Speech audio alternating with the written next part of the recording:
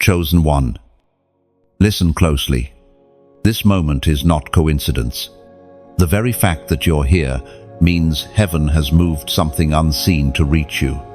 The night you thought was your ending, heaven called it your unveiling. You have been seen. Every tear that fell without witness was counted.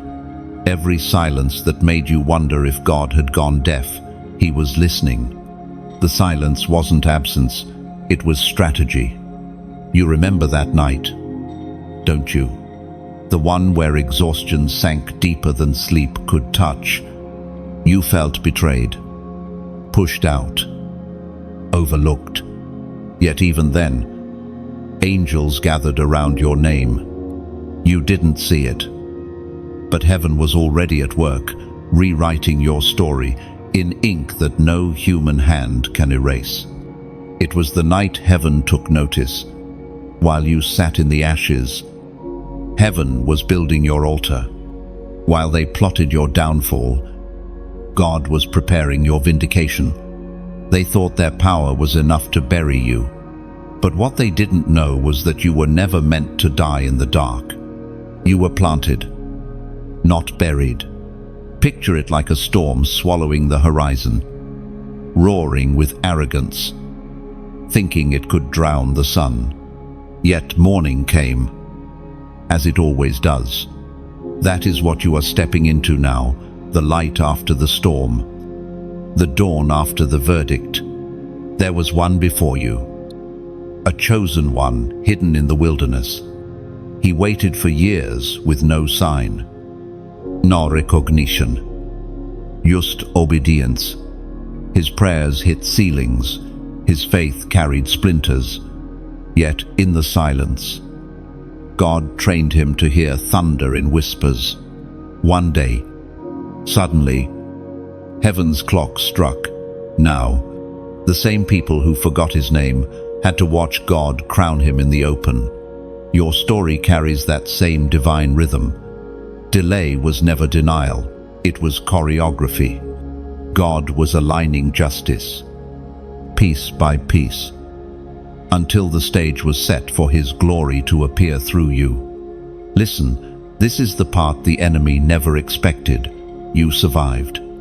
You kept moving. You refused to curse God in your confusion. That act alone broke something in the spirit.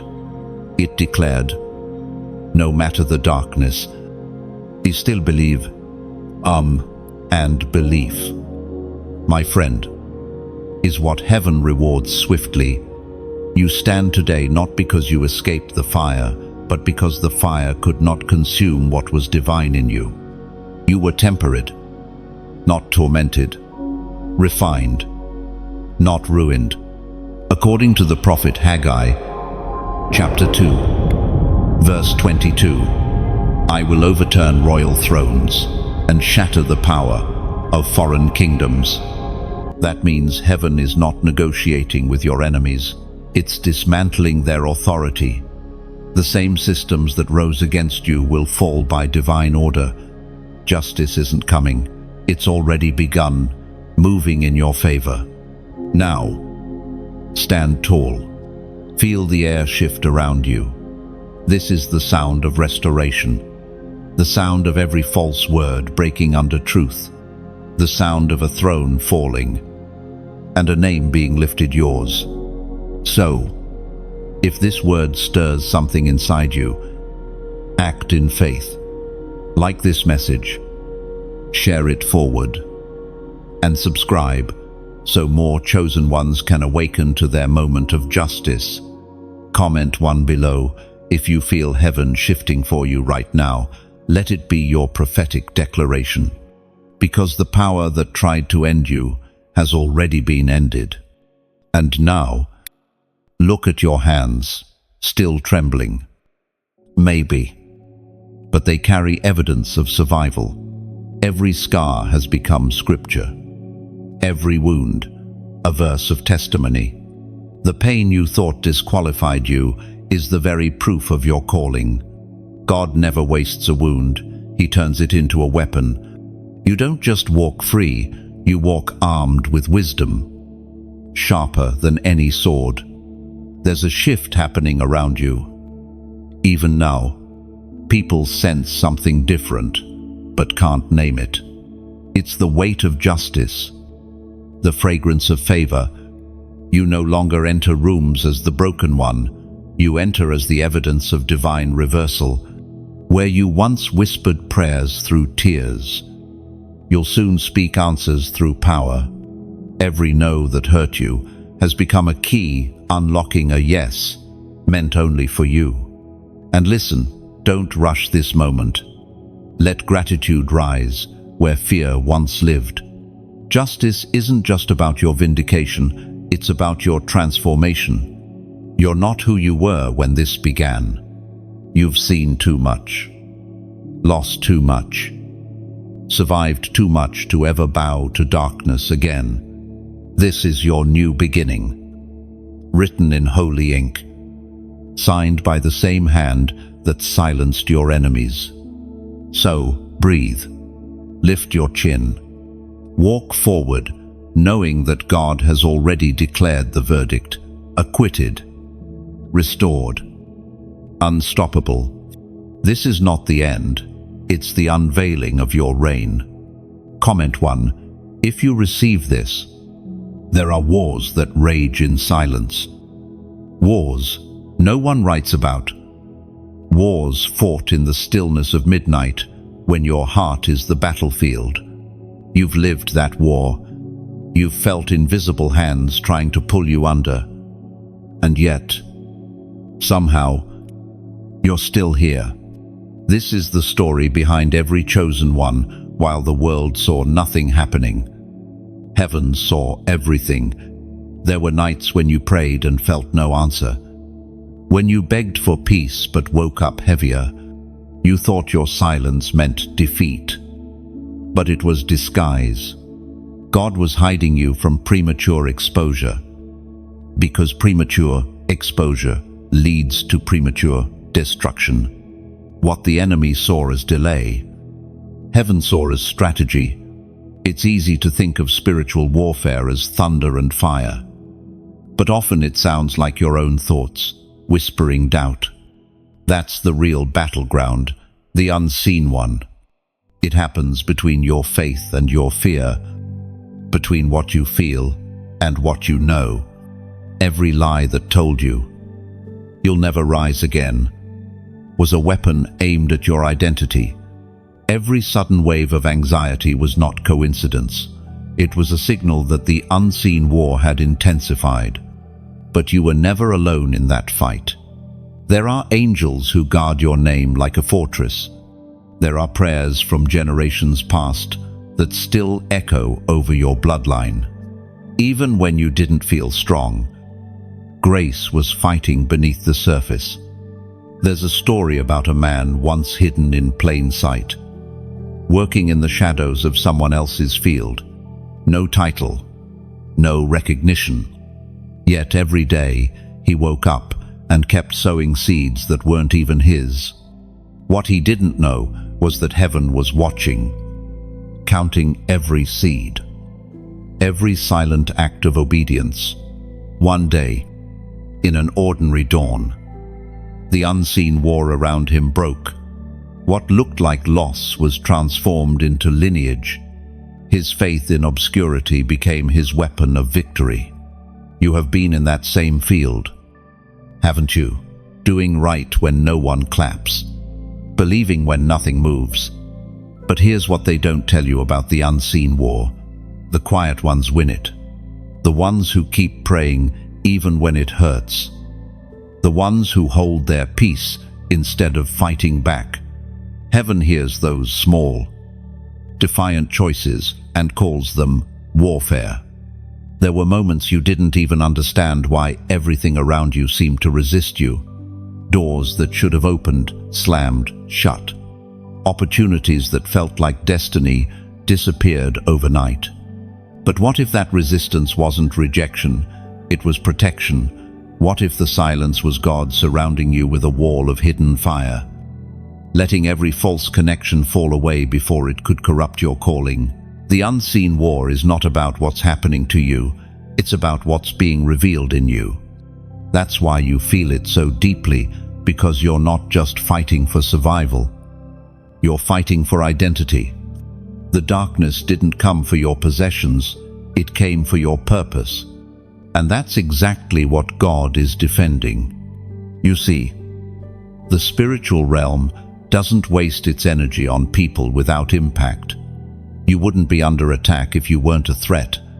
The proof of your calling is in the resistance. And the greater the warfare, the greater the unveiling that follows. Now, imagine a room filled with candles, one by one. The wind blows most of them out, until only one remains flickering. Stubborn, defiant. That's you. The enemy thought the wind would extinguish you, but God used it to make your flame dance higher. You've been trained in winds. Most people would collapse under. That's why your endurance confuses darkness. Scripture speaks of it in the book of James, chapter 1, verse 12. Blessed is the one who perseveres under trial. Having stood the test, will receive the crown of life, promised to those who love him. That is the unseen contract of your suffering. It leads to coronation. The warfare that sought to break you is actually qualifying you for authority.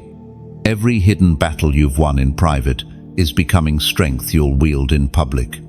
So when you look back on this silent war, don't call it wasted time. Call it training. Every unanswered prayer was God sharpening your discernment. Every betrayal was pruning your circle. Every sleepless night was building spiritual muscle. You may not have seen the war, but heaven has already written the victory.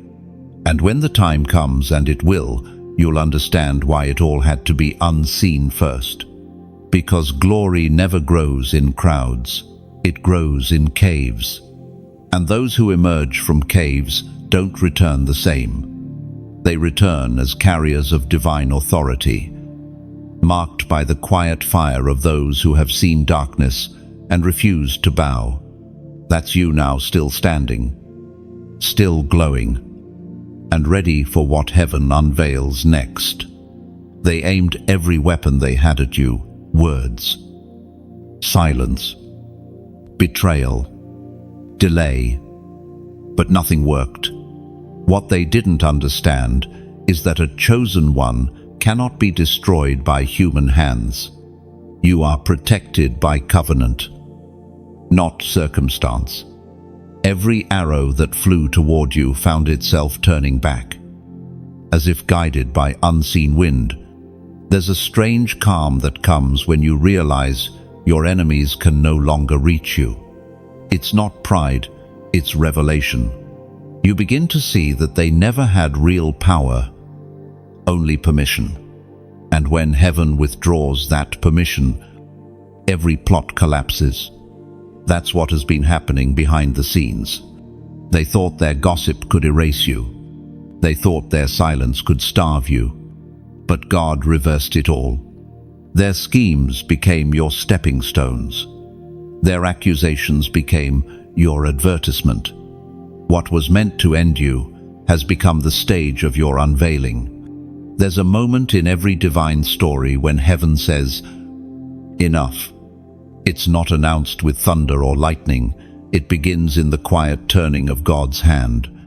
Suddenly, everything that oppressed you starts to crumble, not by your strength, but by His word. There was a chosen one once who faced the same pattern, betrayed by friends, lied about, thrown into a pit meant to erase his name. But when the time was right, the pit became a passage. He rose, not by revenge, but by grace. His enemies didn't just see his survival, they had to serve his vision. That is the shape of divine justice.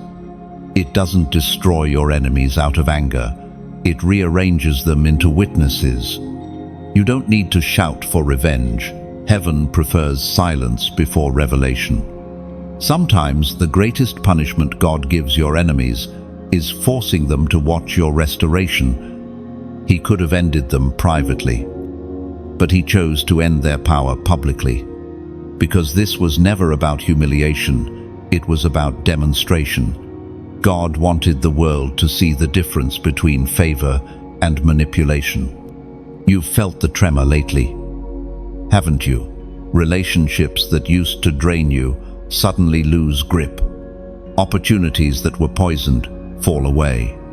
The doors that matter open quietly, effortlessly. That's not coincidence, that's clearance. God is removing access. Every soul that fed on your light without honor is being cut off. And it doesn't require you to explain anything. Don't justify the blessing that's coming. Don't apologize for divine reversal. When God lifts you, he does it without committee. The same mouths that cursed you will say, "Surely the Lord has done this." And the book of Proverbs, chapter 19, verse 21 declares, "Many are the plans in a person's heart, but it is the Lord's purpose that prevails." And their plans were many, but God's purpose is one, and it has outlived them all. So let the shift happen. Don't run after what fell away. It was removed by order, not accident. You are stepping into the hour when heaven calls debts due, when false power fades, when truth stands naked and undeniable. You are walking through a corridor of judgment and mercy, intertwined judgment for those who plotted, mercy for you who endured. And as you walk, remember this: divine justice never arrives late. It arrives perfect. It is not delayed, it is designed. The longer the silence, the sharper the strike. The same way thunder follows lightning, glory follows pain. Now, breathe. Let this truth settle into your chest. You didn't lose, you were preserved. The storm that tried to break you was the same storm that revealed who was real. That's why you had to walk through it. God wasn't punishing you, he was protecting your crown. Comment, tables turning, below. It's more than words, it's a declaration that the power dynamic has shifted. What once worked against you now works for you. What was meant to close you in has become the doorway to your next dimension. Write it. Speak it. Believe it. The tables are turning, and you are rising with grace, not revenge. And when the tables turn, it won't be subtle. You'll feel the air change, the resistance ease, the path clear. It's not luck, it's divine justice, repositioning you into the place you were always meant to stand. The same people who doubted your calling will witness its confirmation. Don't rush to explain it. Let the fruit speak. Let peace be your proof. When God vindicates you, the evidence is undeniable, and the silence becomes sacred. That's how heaven restores quietly, completely, permanently. So, hold steady. Keep your heart clean and your vision fixed. The turning has begun, and the next sound you hear will be the breaking of limits that once held you down. What you called waiting was never wasted time, it was divine design. The delay was not a punishment, but a positioning, a quiet orchestration of timing, so perfect that no one but heaven could have written it. You thought you were being left behind, but in truth, you were being held back until the hour of divine unveiling. Every promise has a process, and the waiting room of God is rarely comfortable. It strips away everything superficial until all that remains is trust. That's what this season was about, refining your trust, stretching your endurance, strengthening your obedience. You prayed for acceleration. But heaven answered with preparation, because speed without structure leads to collapse. And God loved you too much to let you succeed unready. You remember those nights when you asked, "Why not yet?" And silence echoed back. You were staring at closed doors, unaware that the hinges were being reforged. You wanted entry, God wanted endurance. Every unanswered prayer was not rejection but construction. He was building a foundation that delay alone could produce. Think about it. If you had received everything when you wanted it, you might have settled for less. You might have mistaken temporary comfort for destiny. But waiting kept you hungry. Waiting kept you teachable. Waiting kept you close enough to hear the subtle voice of God whisper, "Not yet, but soon." There's a sacred mystery hidden in divine timing. It moves differently from human schedules. We measure time in minutes. Heaven measures it in maturity. You were asking for an outcome. God was forming an identity. He wasn't just preparing a blessing for you, he was preparing you for the blessing. There's a story of another chosen one who waited. Joseph carried a dream too heavy for his youth, a vision too large for his surroundings. He was promised elevation, yet he found himself in a pit, then a prison. The timeline didn't make sense, but destiny was unfolding behind locked doors. Every disappointment was actually direction. Every pause was a pivot toward fulfillment. That's the pattern of heaven it teaches through contradiction. You ask for a crown, and God gives you a cross. You pray for clarity, and He answers with confusion that forces faith to grow. It feels cruel in the moment, but it's holy in hindsight, because when the breakthrough finally comes, you'll recognize the purpose behind every pause.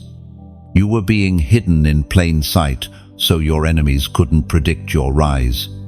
Like an arrow drawn back before release. Your backward seasons were never regression, they were momentum. The further you were pulled, the farther you'll now fly. That tension you felt was the energy of destiny building up behind you. Waiting trained you to discern. You began to see what was authentic and what was artificial. You learned who stood with you out of loyalty and who stayed only for benefit. The pruning hurt, but it was necessary, because elevation requires separation. And not everyone who began with you can go where you're headed. In that hidden place, heaven refined your motives. It silenced the noise of validation. You stopped performing for applause and started living for purpose. That's when power shifted. When you stopped chasing visibility and started embracing alignment, you became unstoppable. The book of Romans, chapter 8, verse 28 declares, "And we know that in all things God works for the good of those who love Him, who have been called according to His purpose." That verse isn't poetic comfort, it's prophetic structure. It means even the pain was part of the plan. Every delay was an ingredient. Every detour was divine direction, disguised as difficulty. You weren't being punished, you were being positioned for permanence. You can always tell when a chosen one has endured waiting. They walk differently. There's a calm authority in their presence, a steady confidence that can't be faked. They've seen delay, betrayal, silence, and yet they stand. Unshaken. That's what you've become. Now, as the season shifts, don't despise the waiting that made you. You'll soon understand that what you thought was stagnation was sacred preparation. The waiting built muscle memory for patience, discipline, and resilience, the very tools you'll need in the open field of destiny. One day, when others rush ahead and fall apart, you'll remember this season and thank God for every slow sunrise. You'll thank Him for every unanswered prayer that later proved to be protection. You'll realize He didn't delay you, He distinguished you. So, breathe. Let patience settle into you again. Not as weakness, but as wisdom. The delay was never denial, it was design. God was timing your arrival for maximum impact, not convenience. And now, that hour approaches swiftly. Your time has not passed. It's about to manifest. The waiting was your making. And when the page turns, you'll see that every slow moment was a seed carrying the promise of acceleration. There is a sound in heaven when justice is announced. It's not loud, it's steady, like the heartbeat of a promise finally fulfilled. You are walking in that rhythm now, the rhythm of restoration. What was whispered in pain is about to be declared in power. Heaven has ruled in your favor, and the verdict is victory. When the gavel of God falls, nothing can reverse it. Not rumors, not envy, naught, even time. Every wrong done to you becomes the soil where your harvest grows. And sometimes that harvest arrives not in gold or fame, but in peace that can't be shaken. That's how you know justice has truly come. It restores what peace was stolen. Do you feel it? The release in your spirit. The quiet knowing that the war has shifted. The same hands that tried to pull you down are now losing grip. The same mouths that spoke against you now fall silent under conviction. This is what divine turnaround looks like. God doesn't just defend, He redeems. There's a story told among the old prophets of a shepherd who spent years defending sheep that weren't even his. No one thanked him. No one noticed. But heaven did. One night, under a starless sky, the same God who saw his hidden faith whispered his name. That night, a crown was placed on a head that once knew only dust.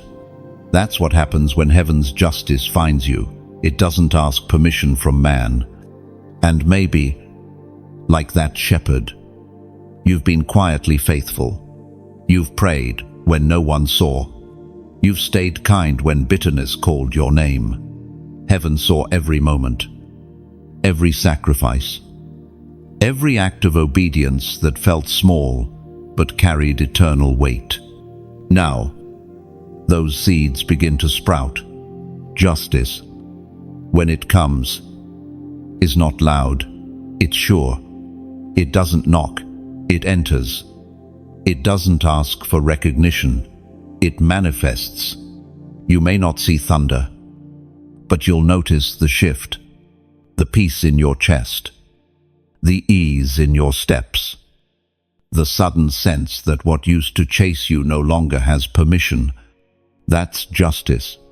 The Word of God declares in the second letter to the Corinthians, chapter 9, verse 7, each of you should give what you have decided in your heart to give, not reluctantly or under compulsion, for God loves a cheerful giver. That verse isn't about money, it's about the spirit behind every act of giving. It reminds us that generosity is freedom, not force.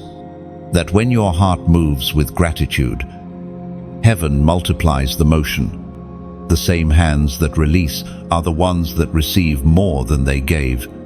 And as this word reaches your spirit, let it remind you, you are part of something larger than yourself.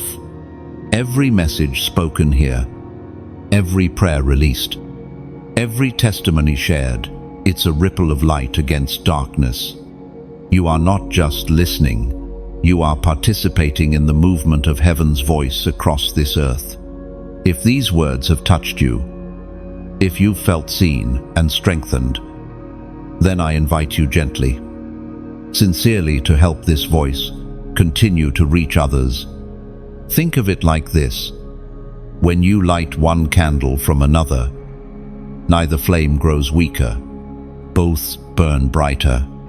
That's what your support does. It keeps the flame alive.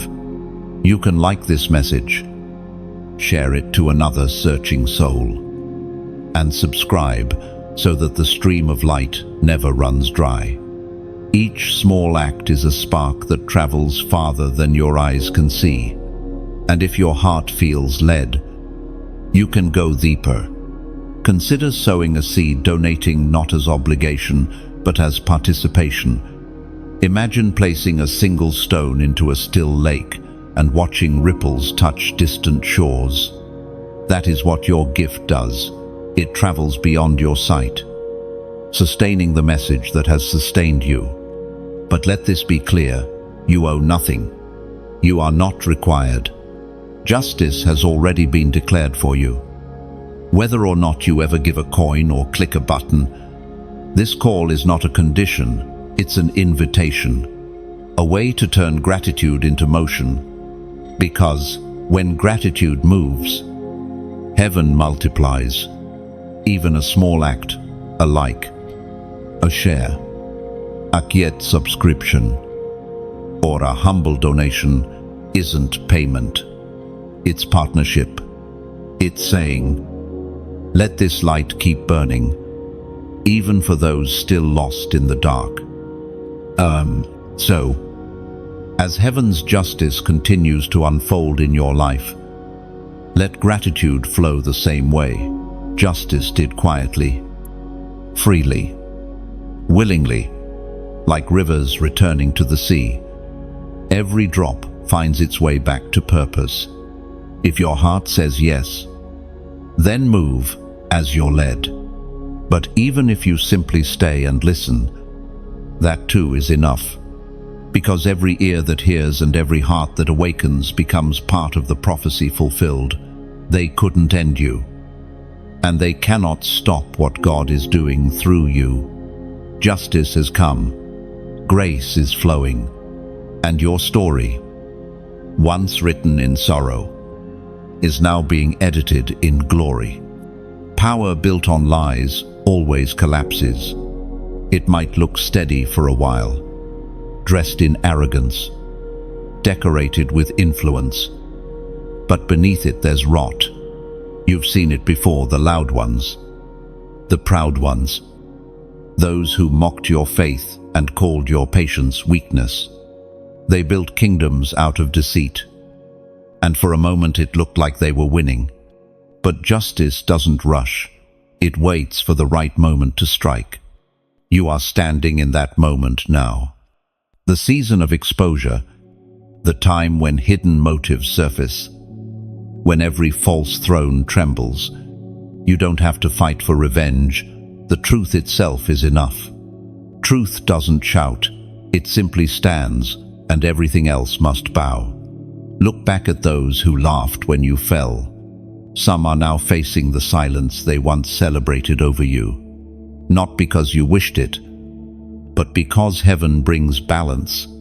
The hands that pushed you down have lost their strength. The voices that cursed you have gone quiet. Every false alliance, every manipulation, they're all unraveling under the weight of truth. And in this hour, you must guard your heart. Do not rejoice at their fall. Mercy is your crown. God didn't raise you to mirror their cruelty. He raised you to model grace. You win differently. You rise without bitterness. Because if you carry resentment into your new season, you'll poison the very ground God just purified for you. There's a story told among the wise. A man once watched his oppressors lose everything. When they came to him in shame, asking for help, he gave it freely. They couldn't understand why. He said, "I wasn't helping them. I was proving that I was never like them." That's the spirit God is giving you now, the ability to bless where you were once betrayed. So, as the proud collapse, Stand still. Let the winds of justice pass. You don't need to explain your rise or defend your silence. What God is doing for you in this hour speaks louder than any justification. Your name is being cleared by divine evidence.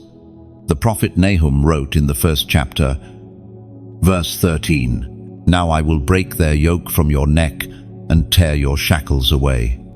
Now, that promise was not for a moment. It was for every chosen one trapped under false authority. And now that word is unfolding again.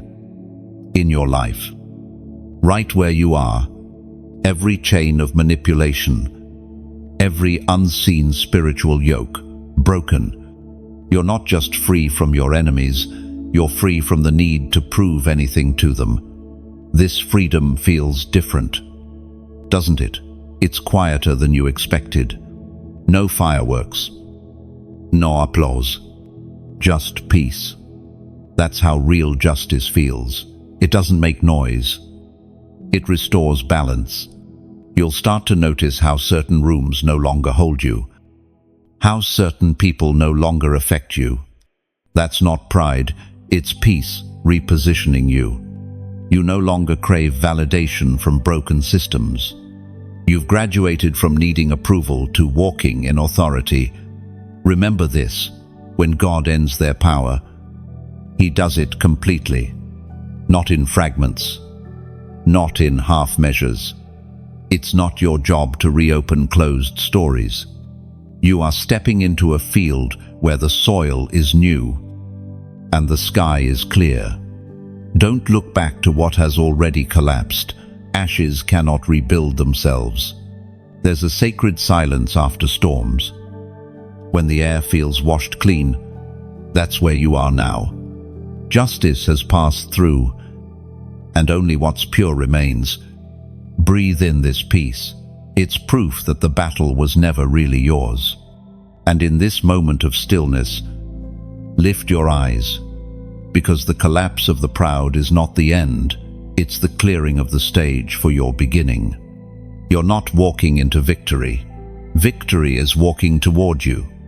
So take a breath. And when you're ready, type 4 inches, the comments. Not for luck, not for ritual, but as a prophetic sign that the fourth wind of justice, the one that restores, reorders, and revives, has found you. Write it as a declaration that you choose peace over revenge, mercy over memory, and destiny over drama. Let heaven read your number and see your readiness, because the collapse of their power is not the story's end, it's the beginning of your reign in peace. And when peace finally settles, you'll realize this silence is not emptiness, it's elevation. God removed the noise so you could hear direction. So your next steps would come from clarity, not chaos. Every fall you witnessed was divine pruning. Justice wasn't only removing your enemies, it was refining your atmosphere, preparing new alliances, clean soil, and open sky where your calling can finally grow, unhindered. The wind is shifting. What once moved against you now carries you forward. It's a quiet reversal, not announced by thunder or crowds, but felt deep in your spirit. You sense it. The momentum that used to crush you is now pushing you. The same storm that tried to drown you is now your wind of ascent. Divine justice often looks like contradiction. You expected God to end the storm, but instead, He taught you how to walk on it. That's how heaven trains its warriors, not by removing the challenge, but by transforming their relationship with it. The wind that once resisted now responds to your command. You can feel it in the air around you. Things that were heavy suddenly become light. Conversations that once drained you no longer reach your peace. It's as if heaven has changed the gravity around your life. The burdens that used to define you no longer stick. They slide off like water on glass. This is the turning of the wind. The invisible realm has shifted in your favor. For so long, the weight pressed against you, slowing every step, testing every word. Now, without warning, that same force begins to propel you. You aren't straining anymore. You're gliding. You're moving with divine current. It's strange at first, isn't it? After so long fighting resistance, you almost don't trust ease. But this ease is not laziness, it's grace. Grace doesn't erase effort, it removes friction. What took years before will take months now. What broke you before can no longer touch you. There's a lesson hidden in the way eagles fly. They don't fight the wind, they wait for it. While other birds flap in panic, the eagle stretches its wings and lets the storm lift it higher. That's what this season is, your eagle moment. You are learning that waiting is not weakness, it's wisdom. You've been trained to recognize the right wind. Sometimes you'll feel God's push through closed doors. Other times, through unexpected losses. Don't resist it. Every gust that seems like loss is actually redirection. The wind that carries you now knows where it's going. You don't have to map it, you have to trust it. In the wilderness, Israel once followed a cloud by day and fire by night. It didn't move on schedule. But when it moved, they moved. You're entering that same rhythm now. The days of forcing doors are over. Now you follow flow, not frustration. There's something else happening too. The air around your name is changing. Where there was resistance, there's recognition. Where there was confusion, there's clarity. It's not about popularity, it's about purpose, finding its place. You've reached a point in your journey where heaven has cleared the airways for your voice. Scripture reveals this mystery in the book of Isaiah, chapter 60, verse 8. Who are these that fly along like clouds, like doves to their nests? That verse speaks of acceleration, of divine movement that seems effortless. It's not about literal wings, it's about the soul carried by favor. You are becoming that image, gliding through what once grounded you, lifted by invisible mercy. This new wind won't just move you, it will announce you. The people who couldn't see you before will suddenly notice. Opportunities will align without explanation. And it won't be because of strategy, it will be because of sovereignty. Heaven decided it was time. But remember this, every new wind comes with new weight. With visibility comes responsibility. With acceleration comes alignment. God is trusting you to carry speed without pride, exposure without ego. That's why He trained you in silence first, so success would never steal your soul. Don't mistake ease for absence of warfare. The battle doesn't end, it just changes terrain. Before, you fought to survive. Now, you fight to stay humble. The wind lifts, but it also tests. Can you stay grounded while being elevated? That's the new question of this season. And yet, you are ready. You've been tested long enough to know how to balance. You can stand in the storm without losing peace. You can rise in the spotlight without losing substance. This is what maturity feels like. It's power under control. The turning of the wind isn't luck. It's legacy. Every moment of pain, every unseen battle, every season of endurance built the wings you're now flying with. You didn't skip the process, you survived it. That's why the wind now knows your name. So, don't rush it. Let it carry you. Trust its pace. Trust its pressure. Because the same God who commanded the storm to test you is now commanding it to lift you. The turning of the wind has begun, and you, chosen one, are rising with it. The silence that follows victory can feel strange. After all the noise, the prayers, the warfare, you expect celebration, but heaven celebrates differently. Sometimes the reward for surviving the storm is peace, so deep it almost feels foreign. That's how you know your hidden season has ended. For so long, you were the one unseen, unheard, unacknowledged. People looked at your calm and assumed comfort, not realizing the quiet was built from countless private battles. You carried strength disguised as stillness. You learned to smile through delays and walk through disappointment without collapsing. And now, the silence has shifted. It's no longer isolation, it's recognition. Your hidden season had a purpose.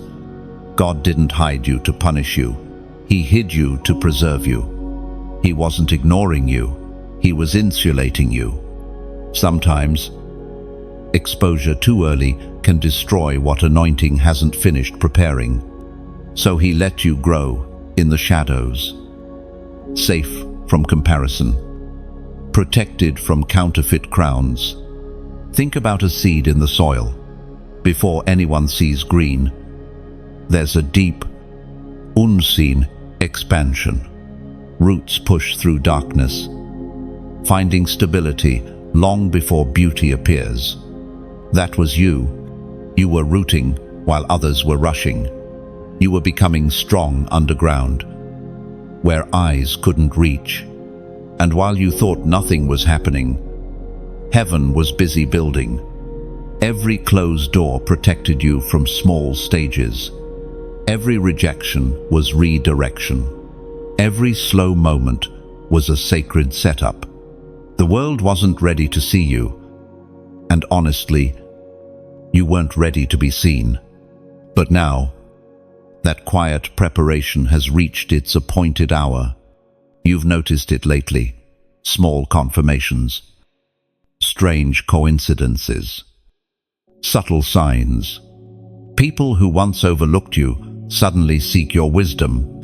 Paths that used to resist you now seem to open on their own. These aren't random.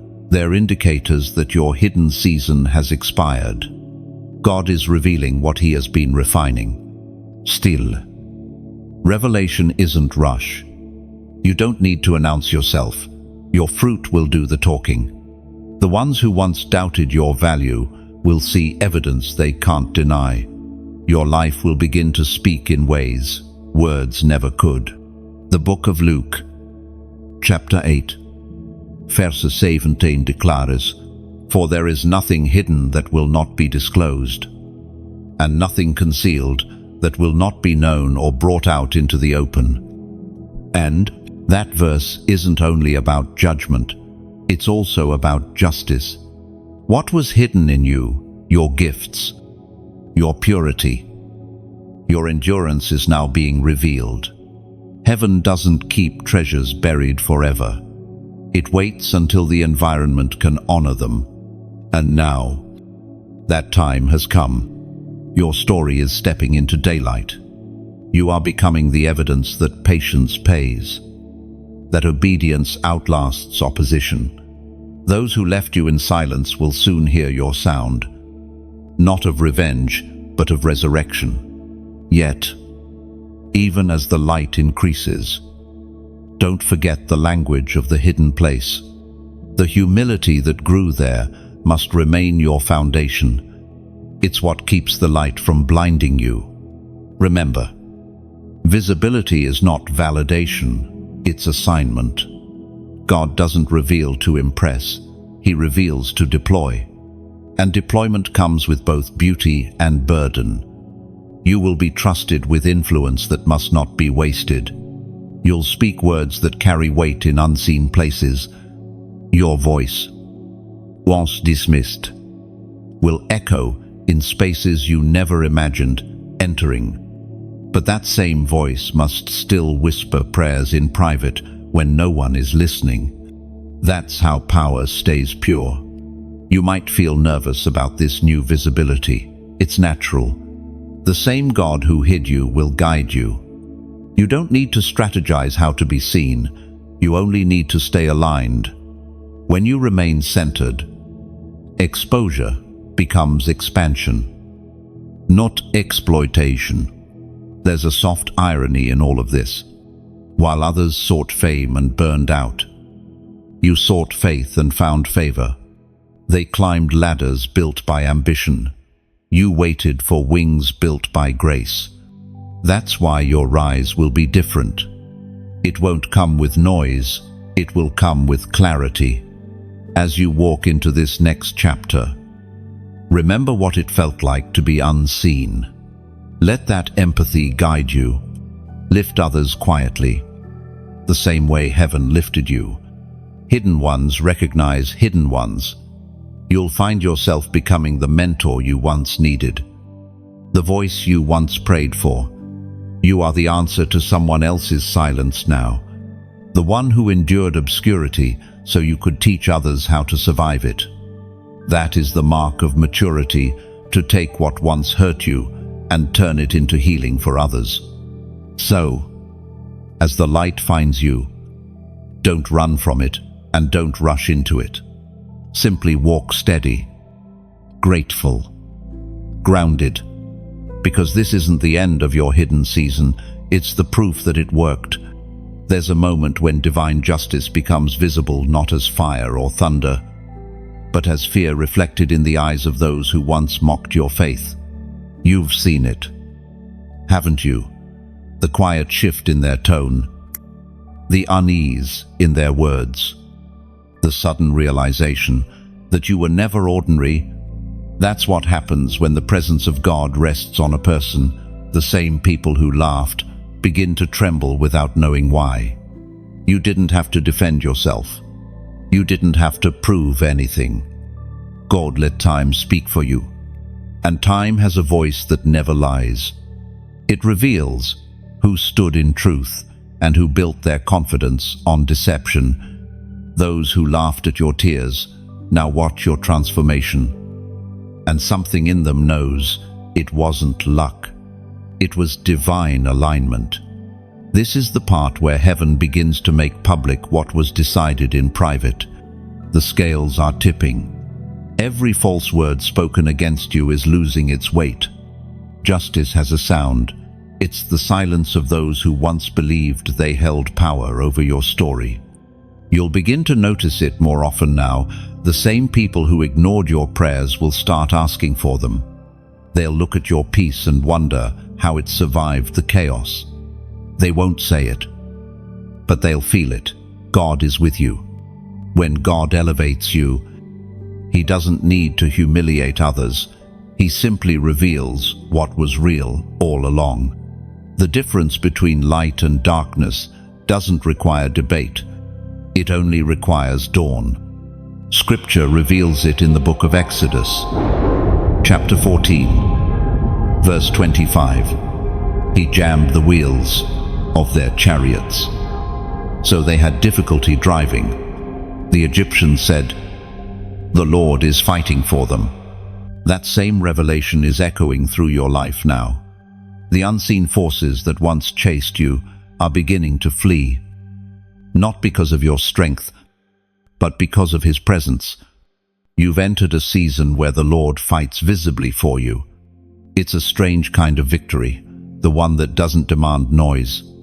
You'll simply stand, and the atmosphere around you will shift. The same spaces that once drained your spirit will now recognize your authority. That's not arrogance, that's alignment. The one who carries truth doesn't need to shout. And there's something beautiful about this reversal. You don't gloat. You don't seek revenge. You just move forward, carrying grace like a torch.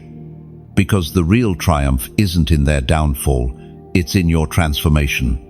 You've outgrown the version of yourself they tried to destroy.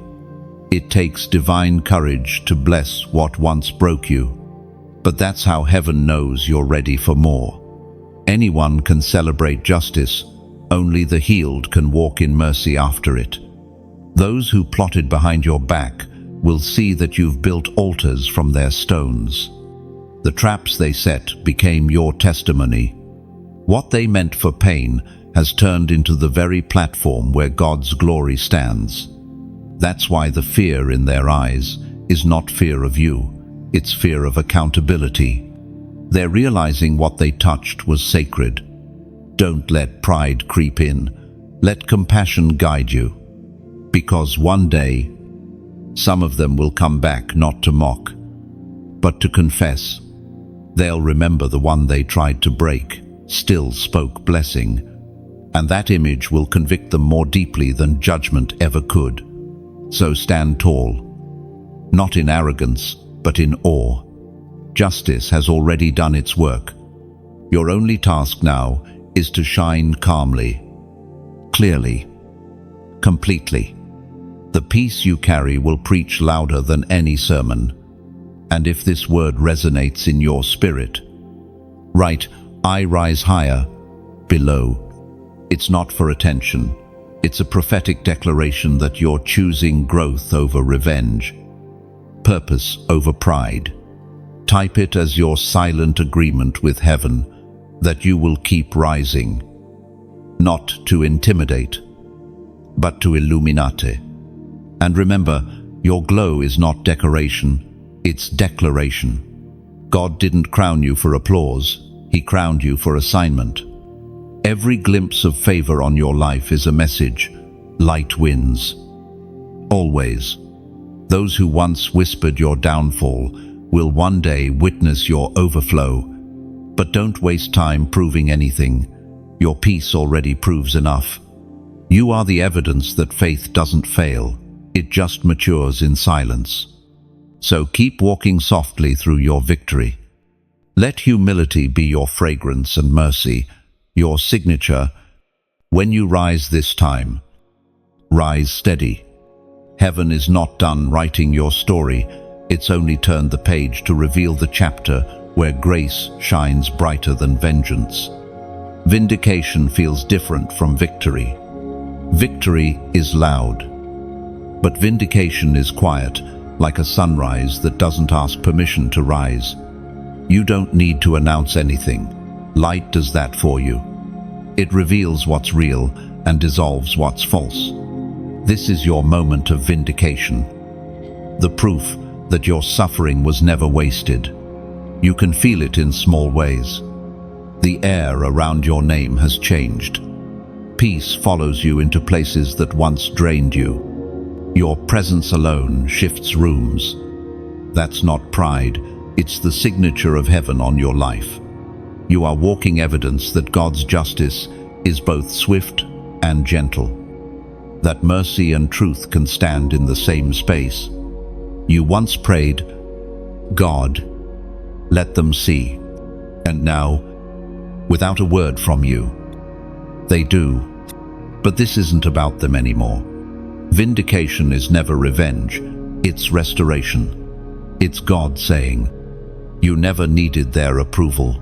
You only needed my timing." Your life is becoming a mirror that reflects what faith looks like when it refuses to quit. Every scar on your heart is turning into a window for His light. What once embarrassed you now empowers others. What once felt like shame now carries the scent of grace. Vindication is God writing your name in light after others tried to erase it in shadow. There's an image heaven gives. For moments like this, it's the image of rain on dry soil. For so long, the ground looked dead, cracked, abandoned. But one quiet night, clouds gathered. You didn't expect it. You weren't even praying for it anymore. Then suddenly, rain began to fall, not in floods, but in steady drops that woke what was sleeping underground. That's vindication. It doesn't roar in, it restores. You may not even realize how much has changed, because it's happening gently. The same eyes that look down on you now watch with wonder. The same environment that rejected you now makes room for you. This is not coincidence, it's divine correction. The Book of Psalms, chapter 37, verse 6 says, "He will make your righteousness shine like the dawn, your vindication like the noonday sun." That verse paints your story perfectly. Vindication is light breaking after long darkness. It's clarity after confusion, peace after warfare, laughter after mourning. It's God saying to the world, "This one was mine all along." And now, let's pause for a moment. If these words reach a place inside you that others never touched, it's because truth recognizes truth. What you feel isn't emotion, it's alignment. Heaven resonates when it hears its own language echo back. Every message you hear here, every word spoken, is like a lamp in a long hallway. It doesn't just light one step, it helps someone else find their way through the dark. That's why this space matters. It's not a performance, it's a partnership between heaven and every heart that listens. And if this voice has lifted you, if it has reminded you that justice still moves, then I invite you to let gratitude flow in whatever way peace leads you. You can like this message because light grows stronger when it's acknowledged. You can share it because someone, somewhere, needs to remember that God still vindicates. You can subscribe because every word that follows will keep watering your faith like steady rain. And if your spirit feels drawn deeper, you can even donate, not because you're asked to, but because you want to. Think of it like planting a tree.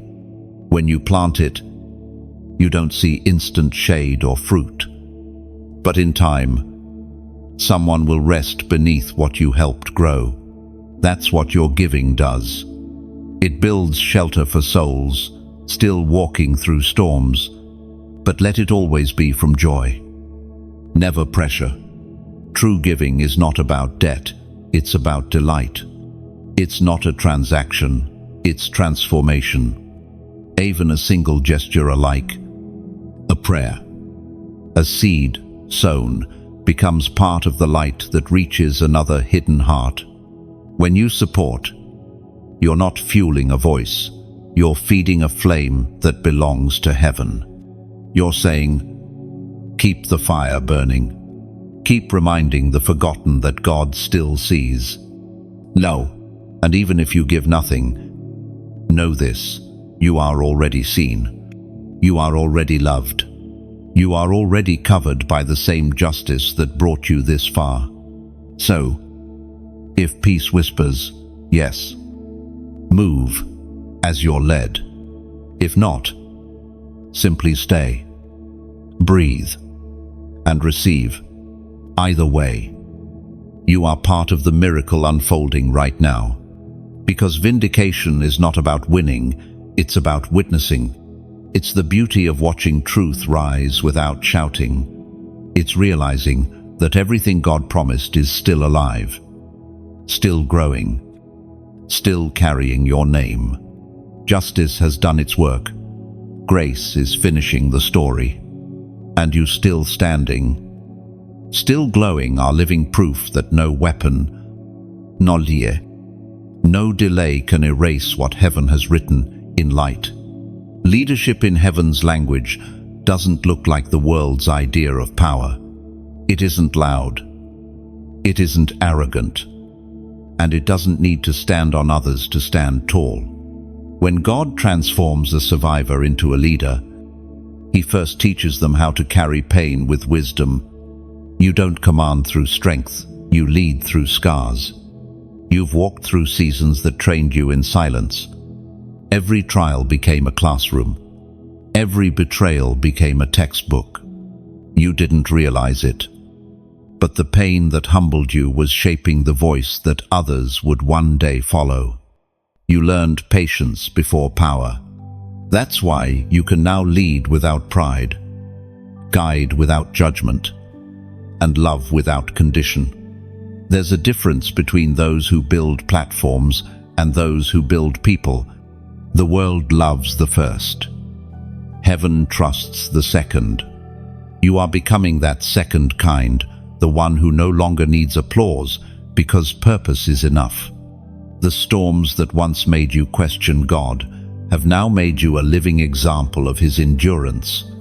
When you speak now, there's weight behind your words, not from education, but from experience. The tone of someone who has wept and still believes.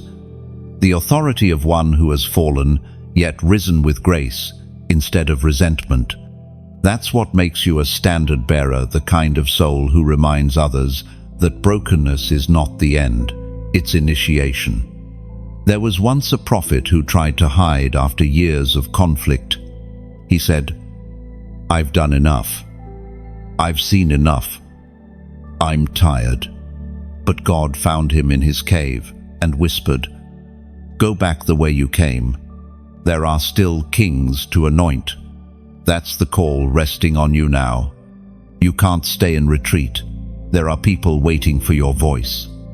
You've carried silence like a cloak, but the time for stillness is turning into the time for strategy. Heaven is trusting you to guide others who are walking roads you've already survived. You'll recognize them easily. They'll speak your old language of confusion and fear.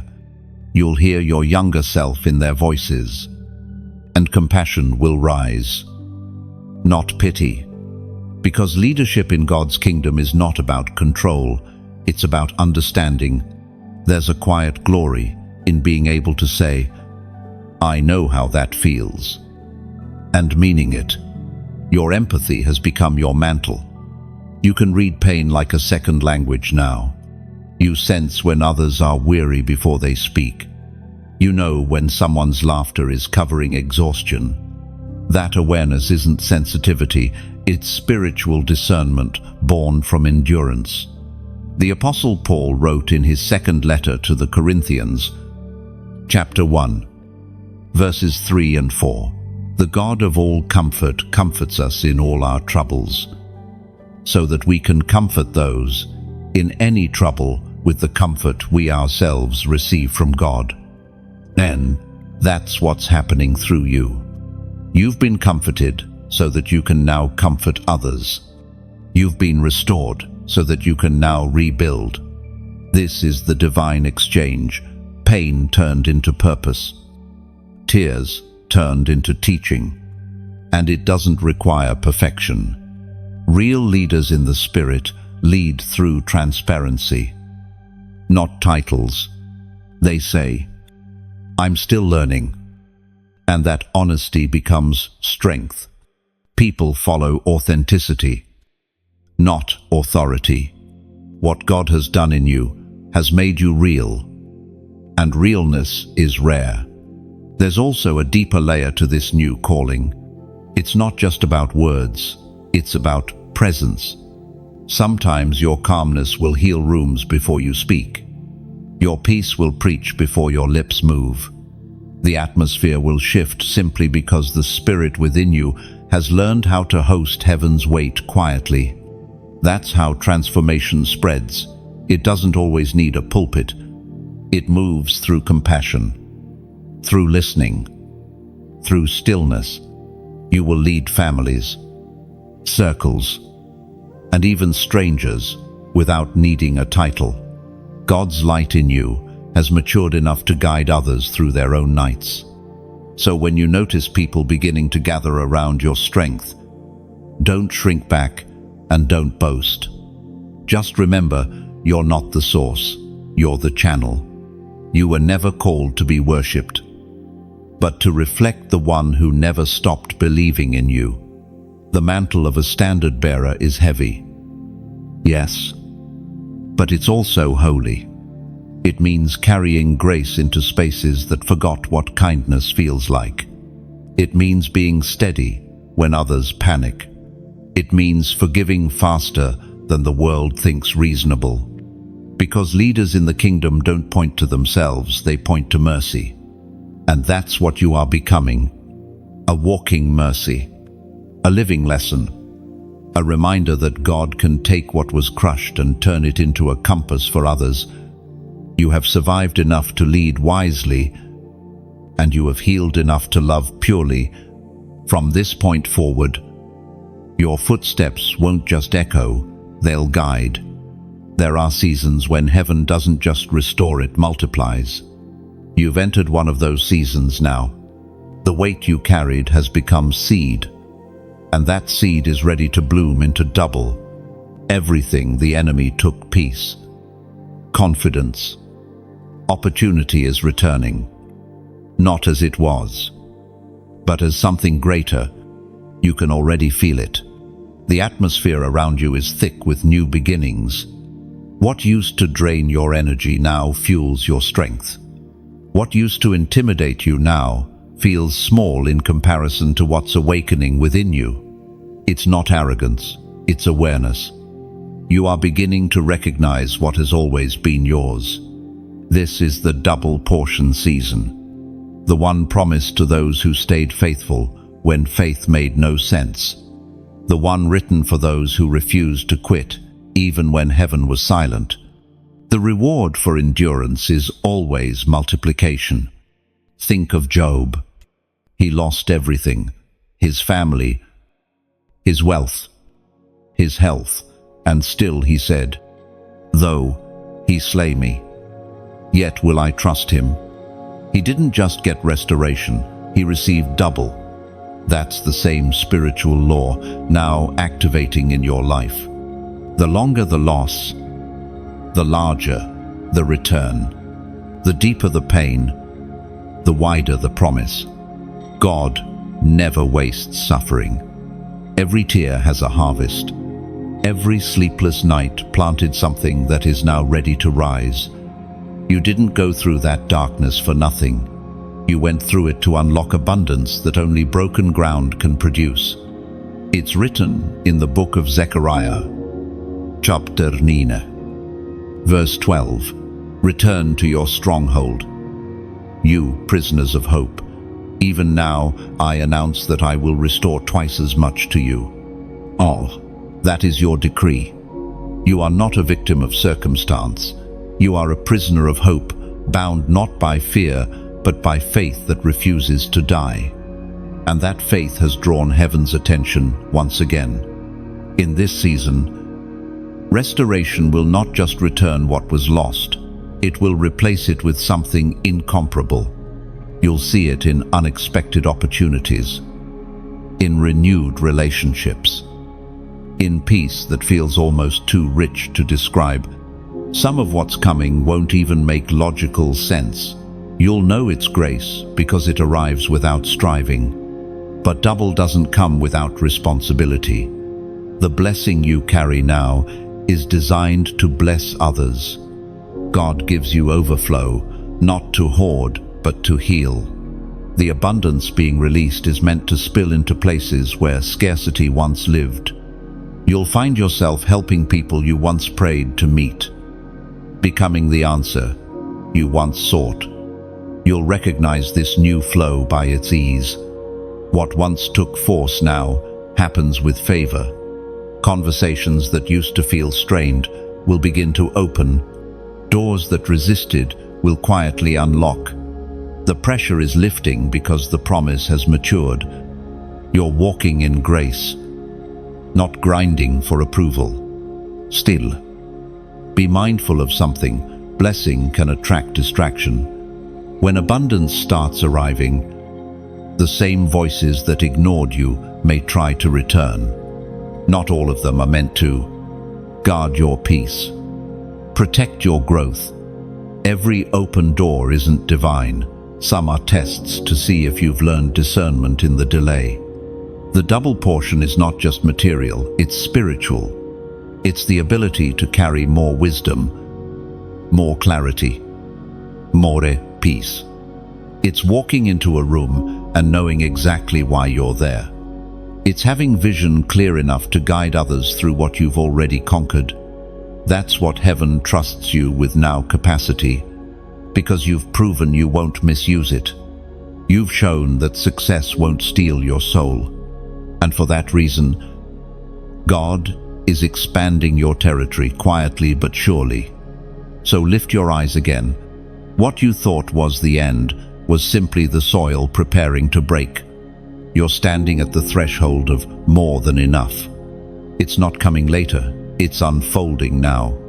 Every trial that once made you feel small has become proof that you were never forgotten. This is the chapter where favor finds you again and stays, not as repayment, but as recognition, heaven acknowledging your endurance. You don't have to chase it. You don't have to earn it. Just stand still and let it arrive. This is not reward for perfection. It's inheritance for perseverance. And as a sign of agreement, type 8 below. Not as superstition, but as symbolism, the number of new beginnings and divine restoration. Let it mark your moment of overflow. Your personal yes to the double portion, anointing resting on you. Because the same hands that once wiped your tears are now filling them with blessings too abundant to contain. There is a moment in every divine story when the script flips completely. The ones who were overlooked become the cornerstone. The same space that once rejected you becomes the very ground where you are celebrated. It's not luck, and it's not revenge, it's reversal. A prophetic reversal where the first becomes last and the forgotten become favored. Reversal doesn't happen by accident. It's the final stage of divine justice. When the unseen work of heaven finally reveals its pattern. You see, all along, God wasn't just protecting you, He was positioning you. Every detour was a setup, every delay a design. He allowed you to walk through moments of humiliation so He could later use them as a backdrop for His glory. And now, the stage is set. It's a strange feeling when life begins to turn in your favor after so long resisting you. You look around and realize nothing external has changed. Yet everything feels different. What used to close now opens. What used to break you now bends to you. That's not coincidence. It's divine realignment. God is restoring order. The spiritual scales that once tilted unjustly are being balanced again. The dishonor you endured is now being rewritten into honor. But the beauty of heaven's justice is that it doesn't need to destroy to restore, it redeems. Those who once mocked you aren't annihilated, they're humbled. And in witnessing your rise, they learn reverence for the God who never forgot you. This reversal is not about you becoming superior, it's about you becoming stable. When God reverses things, He doesn't just lift you, He roots you. He makes sure you won't lose yourself when favor finds you. That's why the waiting was long, the pruning sharp, the silence heavy. He wasn't preparing the stage, He was preparing your spirit. The prophet Isaiah described this beautifully in the 61st chapter. Verse 7, "Instead of your shame, you will receive a double portion. And instead of disgrace, you will rejoice in your inheritance. And so you will inherit a double portion in your land. And everlasting joy will be yours." Lot, that's not just poetry, it's prophecy. And it's unfolding now. The shame that once clung to your name has become the soil for joy to grow. Every painful word spoken against you has been turned into a seed of glory. Those who said you'd never rise are watching a living contradiction to their curse. But even now, humility must remain your anchor. The greater the reversal, the quieter the posture. When God elevates, He watches the heart. Pride ruins what patience built. That's why you must carry your rise with grace. Walk gently among those who are still waiting for their turn. The way you handle victory determines how long it lasts. There's something powerful about a redeemed soul that stays kind. It terrifies darkness because it proves the enemy failed to make you bitter. That's the real victory, not just rising, but rising without resentment. You carry light that doesn't burn, it warms. You lead with compassion, not competition. You'll start to notice how God uses your story as medicine for others. The people who once judged you will come asking for guidance, not out of irony, but out of recognition. They'll see that your survival wasn't natural, it was supernatural. They'll come looking for the strength you found in God, not in revenge. And when they come, you'll know exactly what to do, because the same grace that lifted you will extend through you. You'll speak to them, not with anger, but with wisdom. Your words will heal what their hearts broke. That's the beauty of reversal. It doesn't just raise the fallen, it redeems the fallen and transforms the witnesses. The pattern of heaven is always poetic.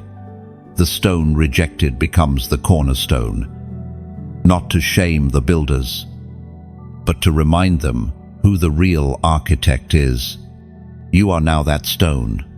Every scar, every setback, every season of invisibility, they've all converged to make you unshakable. What once disqualified you has now become your divine qualification. This reversal isn't the end, it's the new foundation. From here, you will build differently, with empathy, not ego, with clarity, not confusion, with quiet confidence that your life is no longer reacting to pain, but responding to purpose. The great exchange has happened. Disgrace for inheritance, réaction for restoration, silence for song. What once buried you now becomes your platform. And the best part, you didn't have to fight for it. You only had to remain faithful. Now the first have become last, and the last have become first, not through competition, but through divine calibration. The universe itself bends toward justice. And you, chosen one, stand as the proof that God's reversals are never partial. They are perfect. There are moments when heaven speaks your name and the earth responds. It doesn't sound like thunder. It feels like alignment. Paths clear. Hearts soften. And what once resisted begins to recognize you.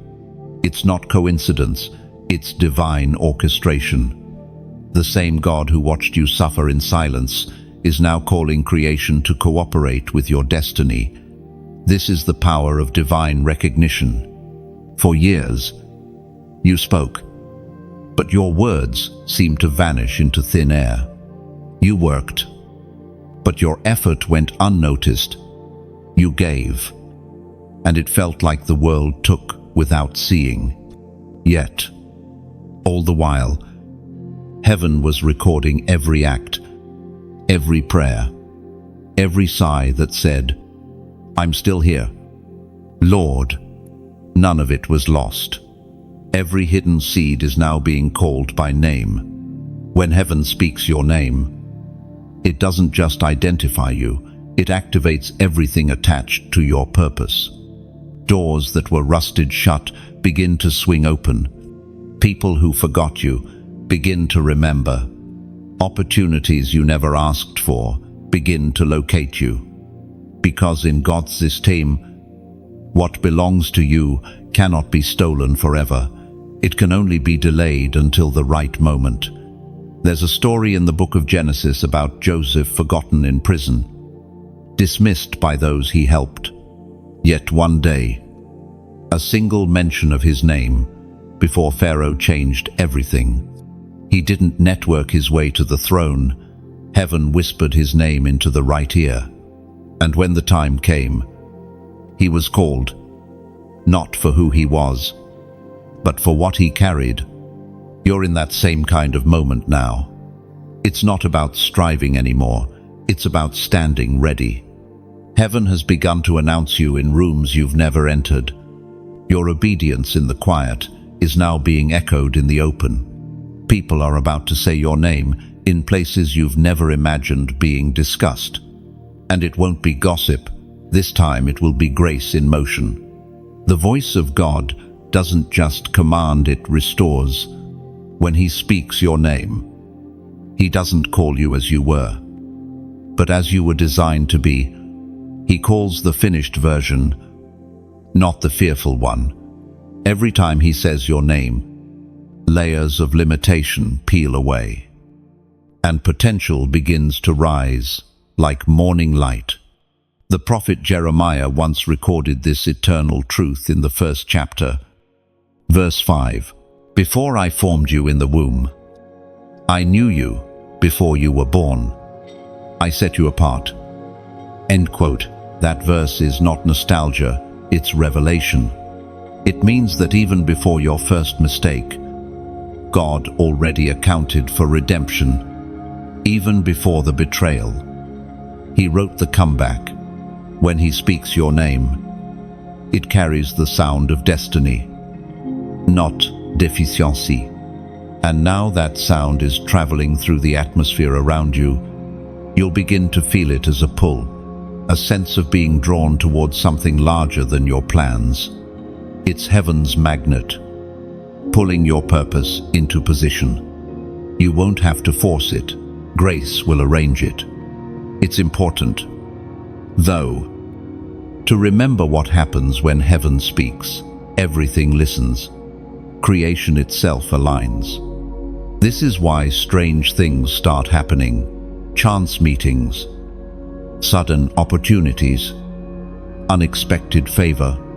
You might call it coincidence, but it's actually coordination. The universe is obeying the same voice that said, "Let there be light." And now, that voice is saying, "Let there be you." You'll find yourself entering spaces where your presence feels both new and familiar. That's because you've been spiritually here long before you physically arrived. Heaven went ahead of you, setting the stage. Your only task now is to step in, speak softly, and move in obedience. Don't rush this unveiling.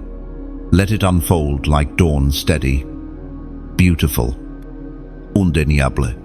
What God builds slowly, no man can tear down quickly. The recognition you're receiving now isn't popularity, it's permission. Permission to operate in authority, to move without apology, to exist fully as the person heaven designed.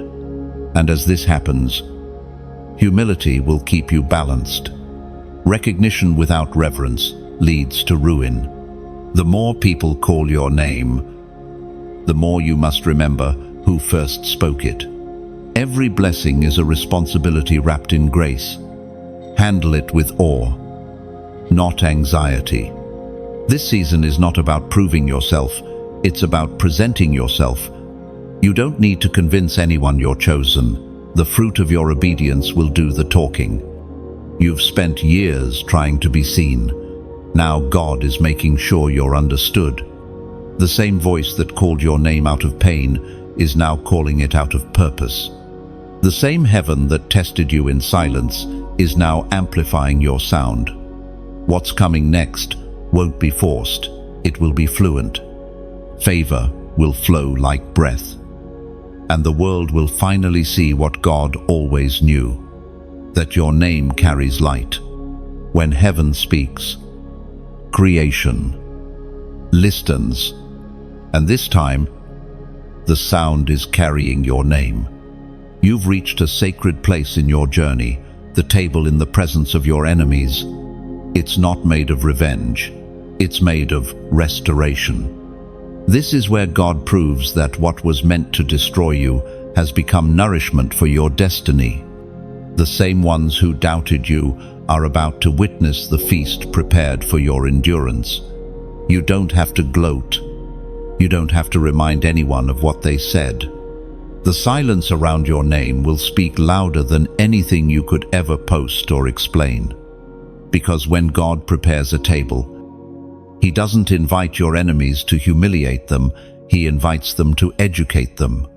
He teaches through your survival what grace can build after betrayal. And here you are, sitting in peace where you once wept, eating joy where you once starved for understanding, drinking clarity where confusion once ruled. This is not coincidence, it's completion. The psalmist wrote in the 23rd chapter, verse 5, "You prepare a table before me, in the presence of my enemies. You anoint my head with oil, my cup overflows." That verse has never been about revenge. It's about recognition. God doesn't elevate to embarrass, He elevates to enlighten. Your overflow isn't proof that others failed, it's proof that mercy never left you. There's something poetic about this kind of justice. You didn't have to push for it. You didn't have to prove anything. God simply placed your name in a new chapter where no voice of accusation could enter. You don't rise to take power, you rise to carry peace. When heaven sets a table, it's not made of gold or fame. It's made of quiet restoration. Every seat represents a memory redeemed. Every dish, a lesson learned. Every drop in your overflowing cup, a tear turned into testimony. You're not just eating, you're healing. And now, as this table is set before you, think of how far you've come. You once begged for crumbs of understanding, now you feast on revelation. You once fought to be seen, now you are sustained by unseen favor. The same roads that once broke you have become the bridges of your restoration. This is where you pause, not to boast, but to breathe, because this table isn't just for you, it's for every soul who's still crawling through their valley. Your victory is their invitation. Your peace is their permission to hope again. That's why what we're doing here, these words, this voice, this message matters. It's not just storytelling, it's soul tending. Every time you listen, share, or whisper an amen under your breath, heaven uses it as a spark to light another lamp somewhere in the dark. If your spirit feels fed in this space, if these words have been bread to your hunger, then let that gratitude move through you like breath, not as duty, but as devotion. You can like this message not to honor me, but to echo heaven's yes in your own heart. You can share it like passing a loaf of bread across a long table, ensuring another soul eats from the same comfort you've tasted. You can subscribe, not for updates, but for continuity, for staying near the fire that keeps faith warm. And if peace nudges you gently, if you feel led deeper, then consider donating not as a transaction, but as a tribute. Picture it like placing a single candle on this long table, one small flame that says, "I've been fed here, may others find warmth here too." That's what your giving does. It adds light to the banquet, but only if your spirit smiles when you think of it, because the only giving heaven blesses is the one born from joy, not obligation. You owe nothing. You are pressured by no one. But if this space has become sacred to you, then let your gratitude breathe in the way that feels natural, whether that's a simple "thank you, Lord," a quiet moment of reflection, or a humble offering that keeps the table open for others. It's all worship. Because here, we don't collect, we connect. every gesture, every heart, every voice builds something eternal, a community of endurance, grace, and divine justice. And before you leave, share your heart below. Write a single line in the comments. Even just, "I am thankful." Let it be your whispered prayer at the table, your silent testimony that hope still lives in you. If this message has touched your spirit, let gratitude find its form like share, subscribe, comment, or even light a candle through your giving, not as obligation, but as art, because every act of gratitude paints the banquet brighter. The feast has begun, the silence has turned into song, and you, chosen and crowned, sit not as a guest, but as a testament that mercy always has the final word. There is a certain fire that only the chosen carry. It is not the kind that destroys, it's the kind that defines. You've felt it before, the inner heat that refused to go out. Even when everything around you grew cold, that flame didn't come from you, it came from God. It's what kept you alive in places designed to break you. This fire is not anger. It's not the energy of revenge. It's the steady burn of purpose, holy, precise, unstoppable. It doesn't consume you, it refines you. It melts away fear, pride, and doubt, until all that remains is pure conviction. The world calls it resilience. Heaven calls it anointing. When God trusts someone with fire, it's never random. Fire is sacred. It both warms and warns. It gives light to the humble and burns the proud. You've been chosen to carry it because you've proven that you won't misuse it. You know what it feels like to be burned. So you'll never use fire to harm. That's what makes you different. There was a prophet once who tried to silence his calling. He said, "I will not speak anymore." But the word of the Lord became like fire in his bones, and he could not hold it in. That's what's happening to you now. The message inside you can no longer stay contained. You are being called to speak, to move, to act, to shine, not out of ambition, but out of obedience. This fire doesn't roar, it hums. It doesn't demand attention, it simply glows. Those who carry it learn how to live between two worlds, the visible and the invisible. You begin to sense what others overlook. You feel the spiritual temperature in a room before words are spoken. That's discernment. Born from refinement, fire bearers walk differently. They are both gentle and fierce. Their kindness has weight, and their silence carries authority. They don't argue, they illuminate. That's what you've become. You don't have to shout to shift an atmosphere. Your peace now carries voltage. The book of Hebrews, chapter 12, verse 29, reminds us, "For our God is a consuming fire." That's what you've been shaped by, not religion, but relationship with that consuming presence. Every loss, every trial, every lonely night was a spark in disguise. And now all those sparks have formed into a steady flame inside you. You might not see it, but others do. It's in the way your eyes hold light, even after tears. It's in the way your words bring calm into chaos. That's the mark of those who've walked through fire and come out refined instead of ruined. But be careful, fire must be fed. It burns brightest when tended with stillness, prayer, and honesty. When ignored, it dims. When controlled, it spreads. You must learn to guard it, not cage it.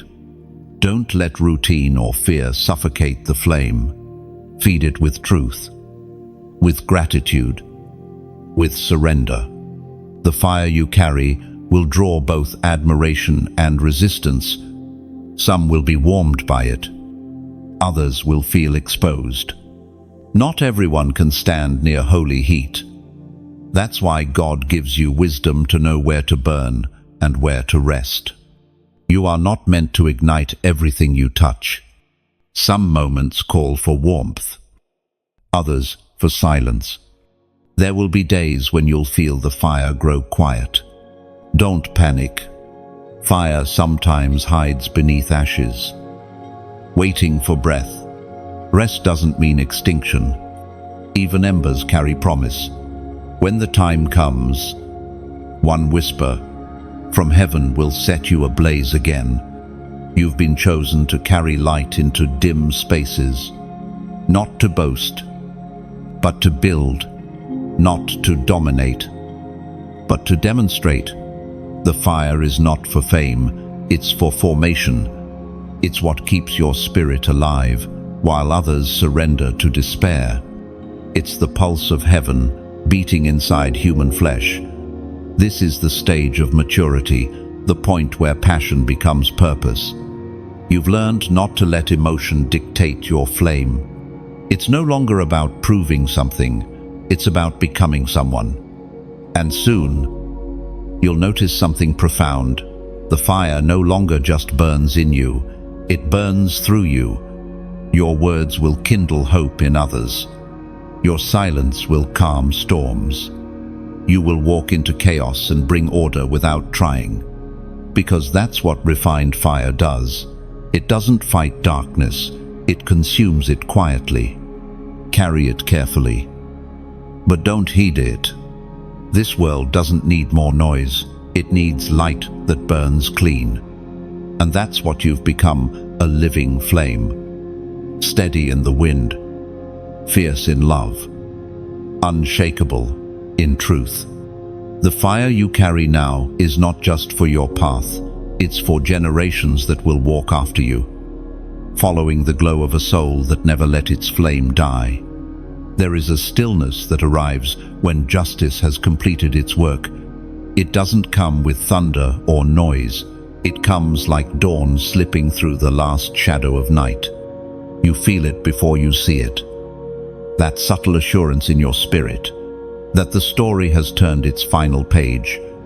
This is that moment. The long night is over. The balance has been restored. What once stood against you has lost its power. What once loomed over you now lies beneath your feet. And not because you fought harder, but because heaven ruled differently. God didn't just rescue you, He reset the order of things. The hands that held your past no longer have access to your future.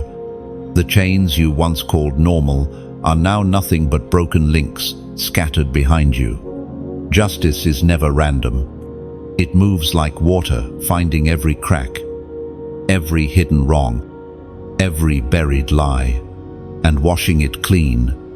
You are standing in that river now. The flow is gentle but unstoppable.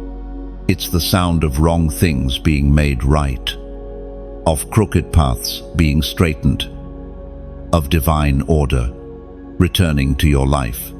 You'll notice that the peace feels heavier now, like a crown. It rests on your shoulders with weight, not weakness, because peace is not the absence of battle, it's the result of victory. You've earned this calm. You didn't escape the fire. You endured it until it purified you. That's why no one can take this peace from you. It's written into your spirit, sealed by your survival. The Book of Revelation, chapter 21, verse 6, speaks this eternal truth. It is done.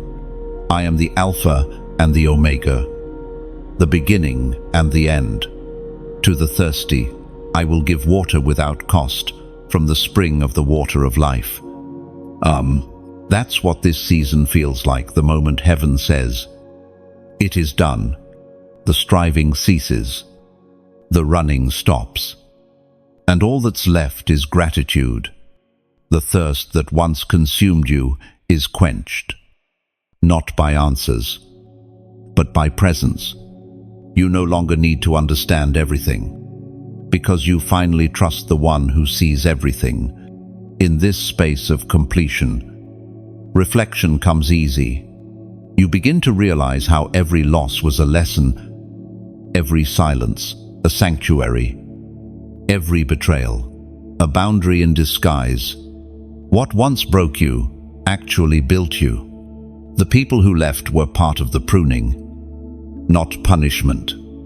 Everything that remains now is pure, necessary, and aligned. There's beauty in the way God closes chapters. He never slams doors, he seals them softly.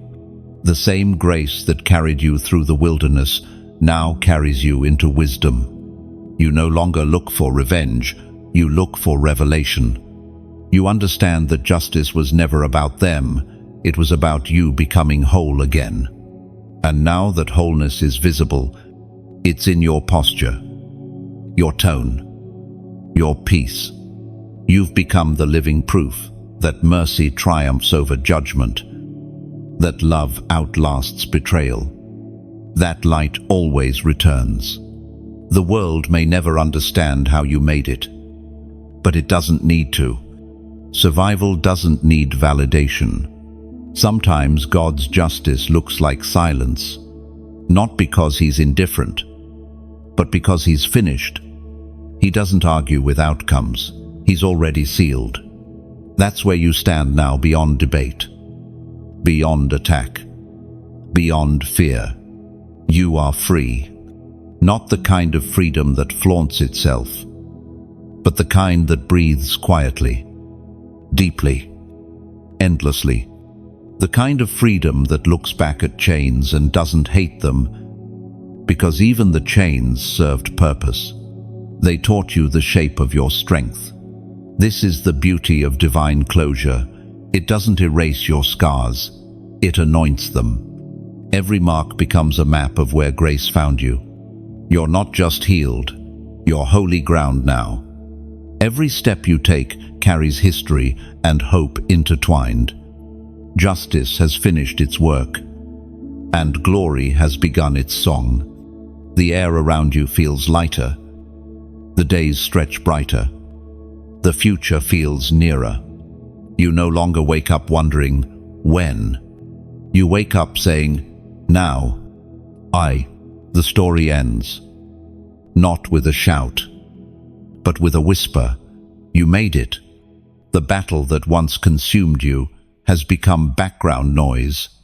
The power that tried to end you has been ended, and you stand in the aftermath not broken, but reborn. This is divine symmetry, the beginning redeemed by the end. The same God who allowed the storm has now spoken stillness. The same heaven that watched you fall now watches you reign, not in arrogance, but in awe. So stand where you are. Breathe the clean air of completion, and let this truth settle deep inside. You are untouched, unshaken, unforgotten. The story isn't about what they did, it's about what God finished. Justice is complete. Power has shifted. Peace remains. And you, chosen one, walk forward carrying nothing but light. And now, the story rests. Justice has run its course, and peace has taken the throne. You stand where storms once ruled, and the air feels different, clear, sacred, alive. The path behind you glows faintly, not with regret, but with remembrance. You've walked through fire and found that it never owned you. It only revealed you. This message isn't an ending, it's a reflection, a mirror held gently to remind you that your journey carries light for others still lost in their night. Every word you've heard, every breath you've taken through this story was heaven's way of saying, you were never forgotten. And if this light has found you, If these words have steadied your heart or reminded you that grace still works in silence, then let that gratitude breathe. You can like this message not as routine, but as a small thank you whispered back to heaven. You can share it like passing a lantern along a winding road, letting its flame guide someone else through their shadows. You can subscribe, not for more content, but to stay close to the rhythm of hope that keeps returning like sunrise. And if you ever feel led to go deeper, to help keep this flame alive for others still searching, you may donate not out of duty, but out of joy. Imagine it as adding one more log to a shared fire, a quiet gesture that says, "Let the warmth continue." End. Or perhaps all you can give right now is a word. Then leave one below, a comment. Even a single line of truth, like, "I am still standing," it will be enough. Because gratitude, in any form, is worship. And this right here, right now, is holy ground.